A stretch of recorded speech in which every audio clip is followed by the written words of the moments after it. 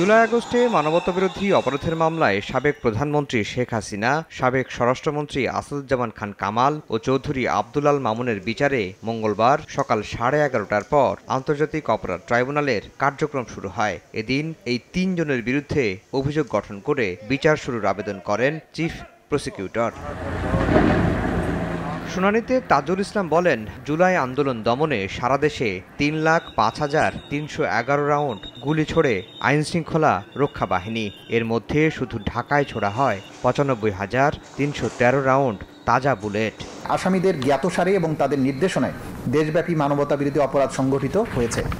এই ধারাবাহিকতায় নিরস্ত্র ছাত্র জনতার নির্যাতন করা হয়, প্রাণঘাতী অস্ত্র এবং হেলিকপ্টার ব্যবহার করে গুলি করে ১.৫ সহস্রাধিক মানুষকে হত্যা করা হয়, ২৫ সহস্রাধিক মানুষকে গুরুতর জখম করা হয়। এই আক্রমণে অনেকে স্থায়ীভাবে অন্ধত্ব বরণ সহ চিরতরে পঙ্গু হয়ে যায়। লিথাল ওয়েপন ব্যবহারের নির্দেশ অনুসারে সারা দেশে নিরীহ নিরস্ত্র ছাত্র জনতার উপরে ৩,০৫,৩১১ রাউন্ড গুলি বর্ষণ করা হয়। তার মধ্যে শুধুমাত্র ঢাকা মহানগরীতে গুলি বর্ষণ করা হয় ৯৫,৩১৩ রাউন্ড। শেখ হাসিনা, কামাল ও মামুনের নির্দেশে সারা দেশে পদ্ধতিগতভাবে হত্যাযজ্ঞ চালানো হয় বলেও জানান তাজুল ইসলাম। প্রধানমন্ত্রীর থেকে নির্দেশ এসেছে, সেটা চেইন অফ কমান্ড বাস্তবায়নের মাধ্যমে পুলিশ বাহিনী এবং অন্যান্য বাহিনী, অক্সিলিয়ারি ফোর্সেস, তারা গ্রাউন্ড লেভেলে সব জায়গায় একই পদ্ধতিতে এই কাজটা করেছে। লিথাল ওয়েপনের ব্যবহারের নির্দেশ এসেছে, সারা বাংলাদেশের সর্বত্র তারা একই পদ্ধতিতে লিথাল ওয়েপন ব্যবহার করেছে। পলাতক শেখ হাসিনা ও আসাদুজ্জামান খান কামালের পক্ষে রাষ্ট্রনিযুক্ত আইনজীবী বলছেন, নির্দোষ প্রমাণ করে নজির করতে চান তিনি।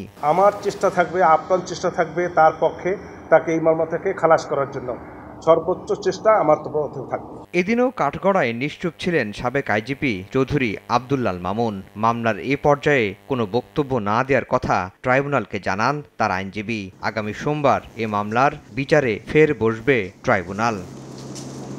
আফজাল হোসেন, সময় সংবাদ, ঢাকা।